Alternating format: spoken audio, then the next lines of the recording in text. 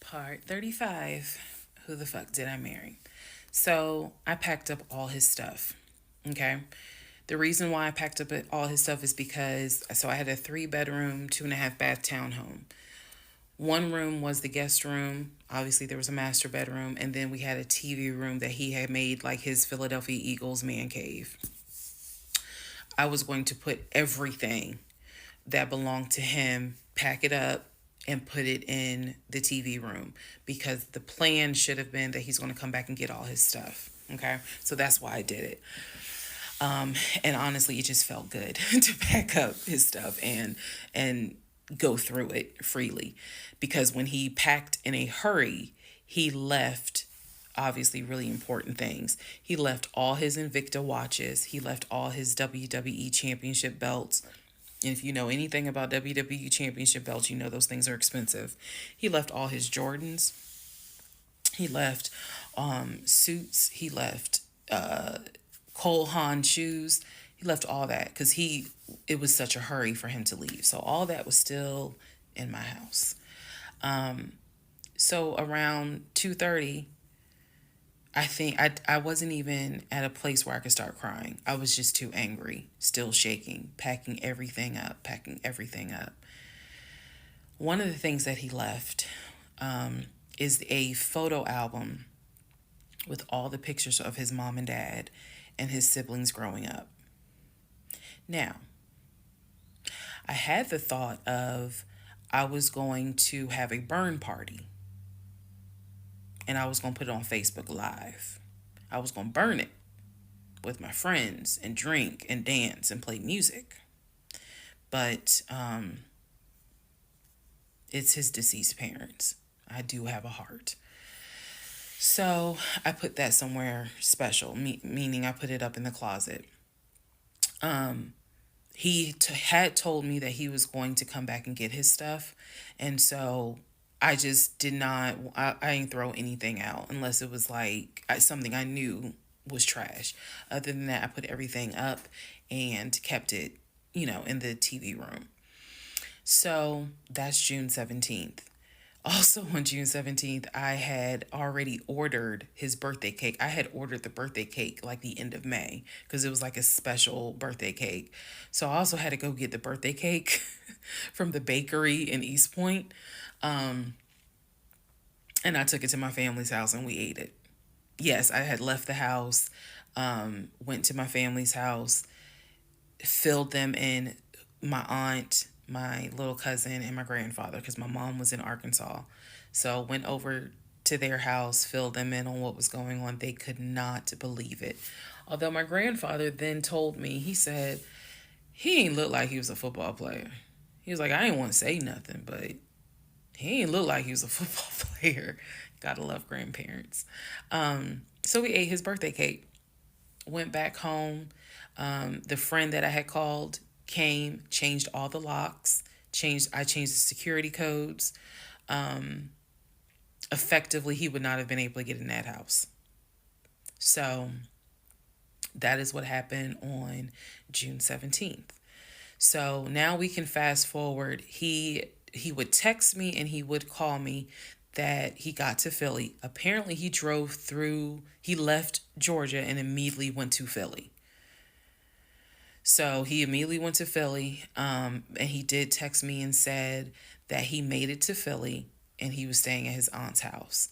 I know that this is a short part. That's okay, because what we're doing now is I went through how we met. I went through how we dated. I went through how we got married.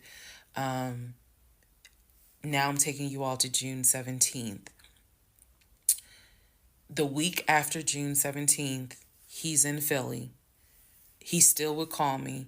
He still would text me. The conversations we were having the week after June 17th, so this would be June 18th up to the 24th. The conversations we are having had to do with divorce. So who's going to file? And he was like, well, I don't want a divorce, so I'm going to fight you on it. Are you? Really? Are you going to fight me on the divorce? I didn't know anything about filing for a divorce. So, but I refused to stay in a place of ignorance.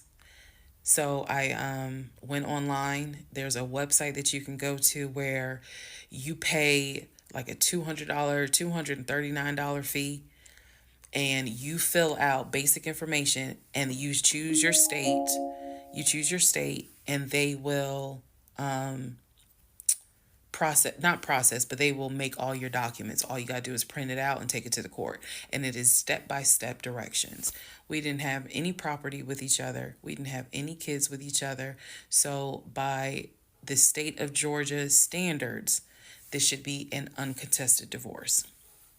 So the conversation that last week, the week of June 18th to the 24th, was about divorce. What stuff do you want to keep? Well, I'm going to come and get all my stuff. I just don't understand why you couldn't talk to me about it. I said, there's no room for talking because you've been lying to me since day one. But even still, keep in mind, as of June 17th, June 18th, June 19th, I did not know what I know now. So the lies were really only like 5% of the whole story. So June 24th or 25th is when I had printed my documents. And I'm laughing because at this point in time, I've read y'all's comments about how that man will print out stuff. I know. But I used the website, typed all my stuff in, got my documents, and then I went. I took a day off from the job because I was getting ready to transition into the new job. So I left work early, went to the courthouse, and filed for divorce. I filed. I paid. And then I already had the documents where he would have needed to sign so that it could then be entered into for a divorce settlement agreement. So going into part 36 or 35, I know there's so many parts. Going into the next part is where I can tell you guys what happened with him, because he drove to Philly and he was in Philly for about a week, maybe 3 to 4 days. Then I get a message on Facebook Messenger from a woman claiming to be his cousin. Lord Jesus. So the cousin tells me, well, actually, I can tell y'all. So the cousin tells me that he's there. He's telling the family that I kicked him out. He's telling the family that I kicked him out after he walked in on me having an affair, that I stole his money, and I then kicked him out. And the man I was having an affair with, he said, was a law enforcement officer who used his duty weapon to threaten him to get out the house. This is what he told his family.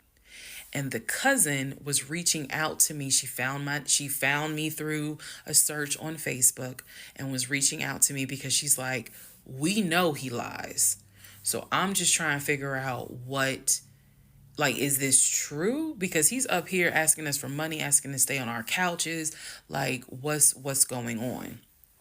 Then she explained to me, we didn't even know he got married. So this is the first time we're hearing about you. What do you mean you didn't know he got married? He talks to his brother every day. She said, who told you that? I said, I've heard him talk to his brother every day. All his brothers. She said, all his brothers? How many brothers do you think he has? I said, he has 4 brothers. I named them. She said, he has 2 brothers. She said, he has the twin and he has the older brother. I said, twin?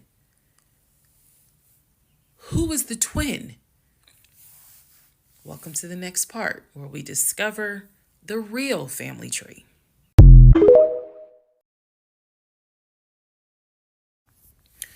Part 36, who the fuck did I marry? The family tree. Please fasten your seatbelts and put the tray tables in the upright position. Let's go. All right. The cousin, I'm not going to name her. The cousin had reached out to me on Facebook asked me to please give her a call. So this conversation was on the phone. Yes, I was actually speaking to her.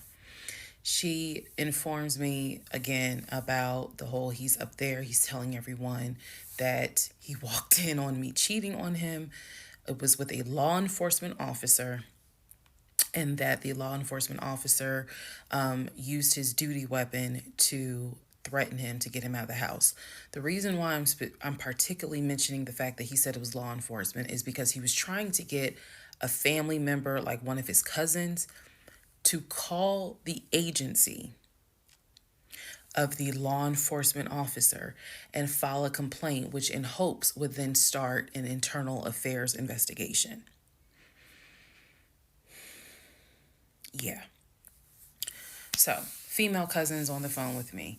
She's telling me everything that he is telling them. She's like, look, we know he a liar. We don't fuck with him. He's been a liar since a kid, but he's also family. She said, we didn't know at all who you are. So I thought that was interesting because I was like, you didn't know who I was, but his brother knew who I was. And so, again, that's when I said to her that I was like, he's talked to his brother every day. So why wouldn't the brother tell y'all that he had gotten married? And so she said, what brother? And so I told her the brother's name. And she said, he told you that? I said, he was having the phone calls in front of me. So at this point, what the cousin said was, she was like, okay, I'm going to confirm that with him. She was like, he lives up the street, so I'm going to just confirm that with him. She was like, because I'm pretty sure that they have been beefing for a while. I was like, I can only tell you what I saw, what I heard. That's all I can say. So then when she asked me about, well, how many brothers do you think he has? And I said he has 4 brothers. Again, I listed all of them. This woman was like, he has 2 brothers. She said he has the twin, and he has the older brother, the one that he was on the phone with every morning, blah, blah, blah, blah, blah. I said, twin? Who's the twin? So this is where she explained to me. She said the parents, mom and dad, had the older brother. The older brother is about 5 or 6 years older than Legion. Legion and the younger brother, who lives in Nashville, they are twins. So when he kept saying the younger brother, my younger brother by 2 years, it's his older brother by 20 minutes. They are twins. I have seen a picture of this brother. Yes, they do very much look alike, but I didn't know they were twins. It doesn't even matter. I didn't know they were twins. But definitely they had the same mom and dad. So she was like, no, that he's older than Legion by 20 minutes. They're twins. She said, so the parents had 3 boys. Brother in Philly, the older brother, and the twins. She was like, who the hell are these sisters that you're talking about? So I tell her, I was like, Shantae and Kim. She said, I don't know who Shantae is. She said, Kim is my daughter. Kim is not his sister. Kim is my daughter. And she said, that's his cousin. She was like, and they haven't spoken in about 20 years. So, no, that's not his sister. He does not have any sisters. And I said, well, then what about the other 2 brothers? She was like, what other 2 brothers? I said, the brothers from his dad. She was like, you mean to tell me this man is going around telling people, I know somebody's going to quote Nicki Minaj, lying on your dead mama, but try not to. She says, you mean to tell me this man is walking around lying on his dad, saying that his dad had kids outside of his mom? And I kind of stuttered like, yeah. She was like, he does not. She said, I have no idea who those 2 men are. She said, those are not his brothers. But if y'all remember, I've met those 2. And he introduced them as, man, this is my brother John. This is my brother Matt, type thing. And so they both were like, oh, my sister, it's good to meet you. It's good to meet you. Remember that, because obviously I do eventually talk to those 2 men again. So she says to me, the family tree is mom and dad, the three sons. She was like, there are no sisters. She said, I don't have a clue who Shantae is. She said, Kim is my daughter, so that's just their cousin. But again, they ain't spoken 20 years.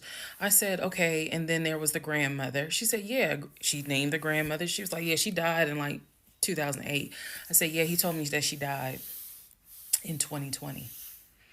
And that, all of you were coming down for the memorial service. And she's just like, she died in 2008.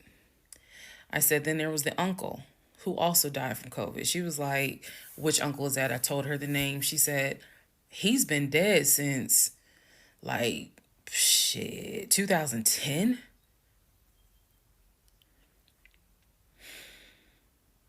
I said, okay, what about the cousin nicknamed Junebug?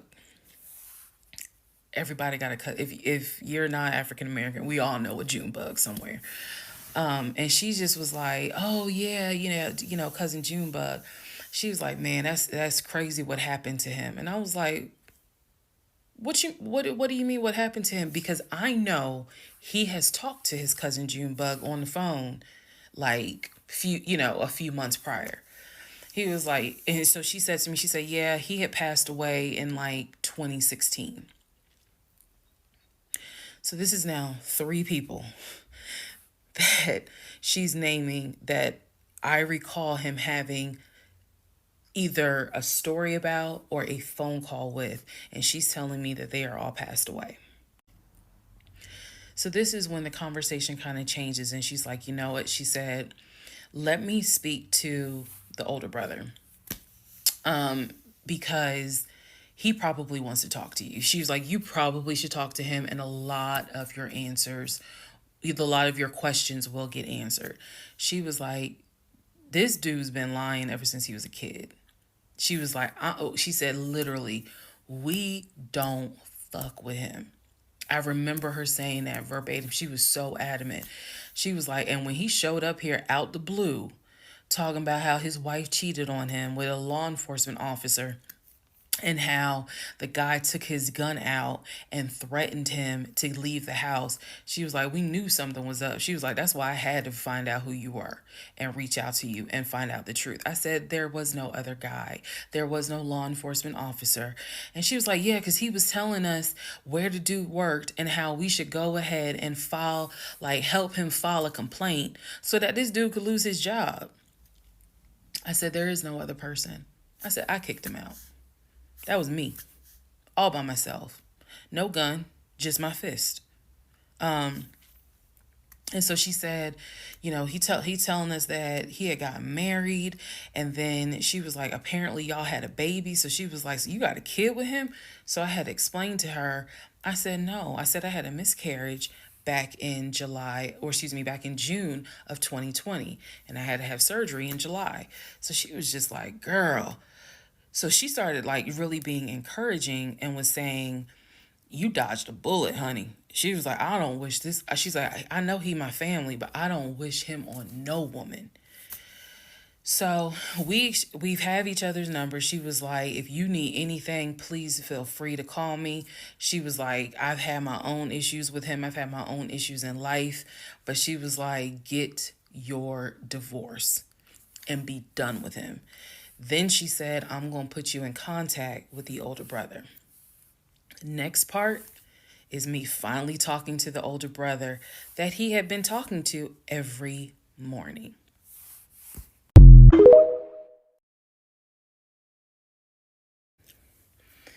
Part 37, who the fuck did I marry? So at this point in time, I have filed for divorce. I paid for the filing fee. I'm representing myself pro se, and it should be an uncontested divorce. During this time, Legion had driven to Philly, lied to his family, and said I had cheated on him, that he caught me, and that the guy I cheated on him with was a law enforcement officer who used his gun to threaten him to get out the house. None of that was true. At some point while he was in Philly, he ran out of options in terms of where he could stay. Family members did not want him to stay with them. Apparently, a lot of bridges were burned, according to the female cousin I had talked to on the phone. So he left Philly. left Philly and went to Augusta. Yes, what you were hearing is correct. He drove from Georgia to Philly, stayed in Philly for about 3, 4 days, left Philly, drove back to Georgia, went to Augusta. Keep in mind, if you have lost your notes at this point, he was raised in Philly and did high school in Augusta before he went to California. So he has family in Augusta. So at this point, he's on his way to Augusta to stay with a new set of people. The reason why this is important is because what I have is a divorce settlement agreement. That divorce settlement agreement has to be signed by the two of us, where we are basically telling the court, look, this is what he's keeping, this is what I'm keeping. I need his signature. Let me repeat that. I need his signature because I wanted a very quick and painless divorce, as much as it could be.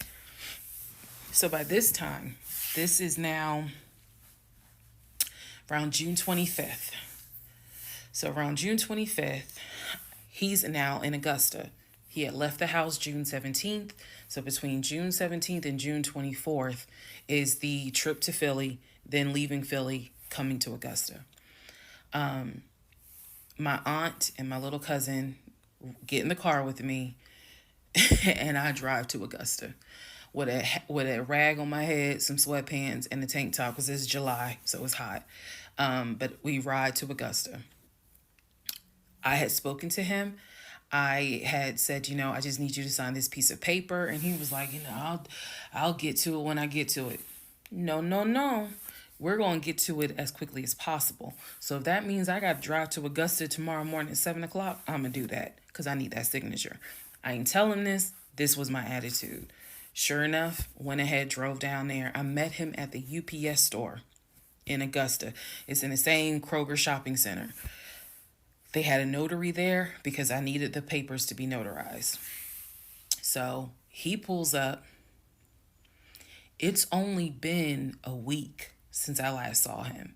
It has been months since my aunt saw him. Okay? She had no idea of the condition that he was in.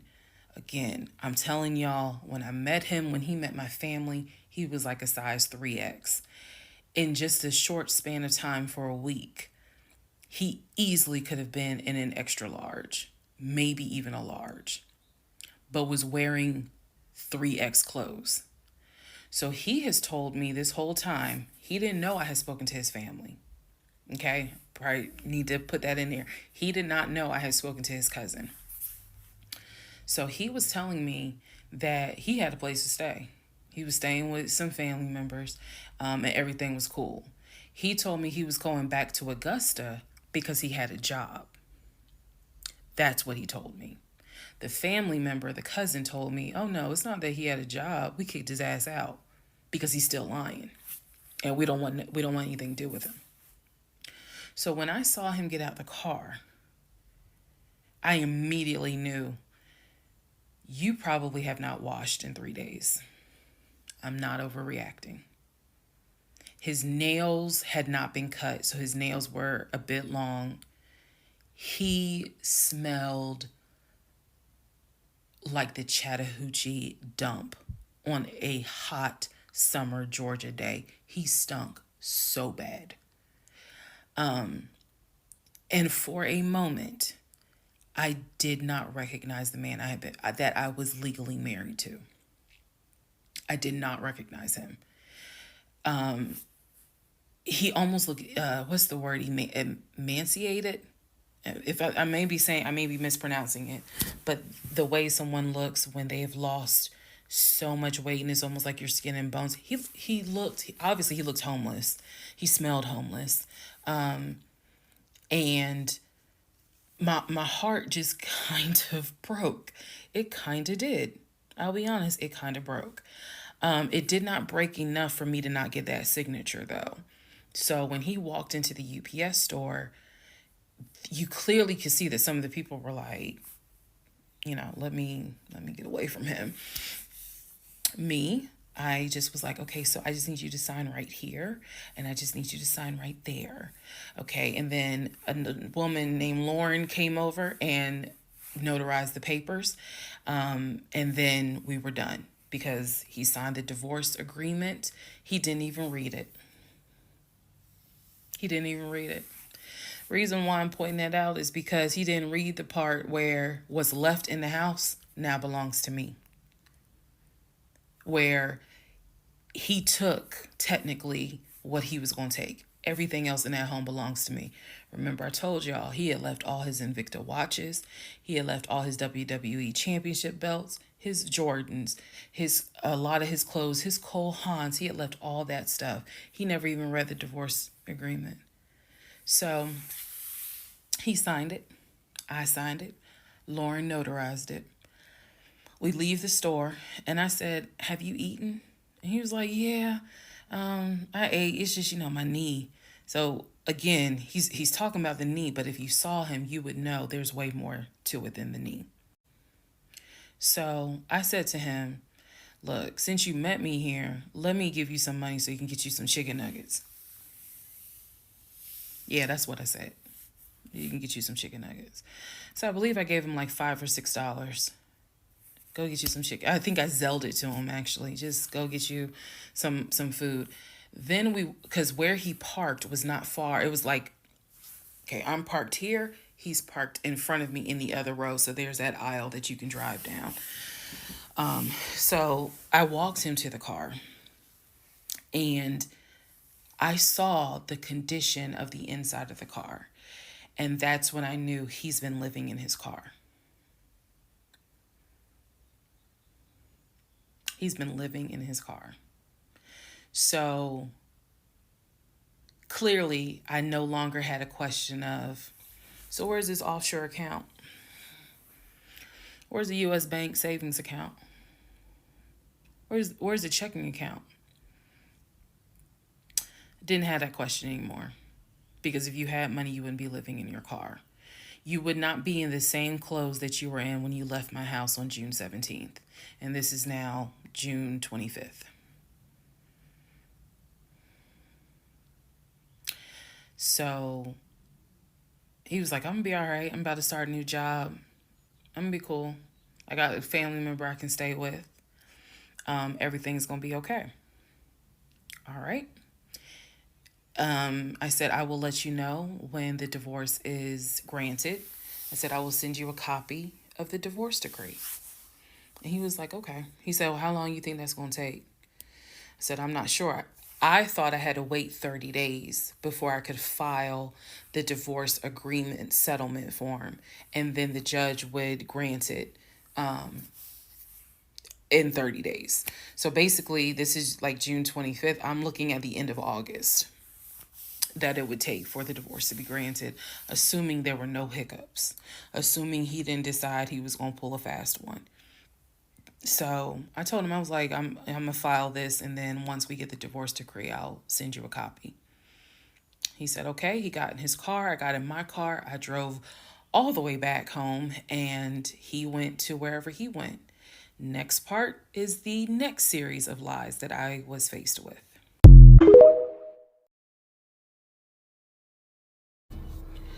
All right, part 38.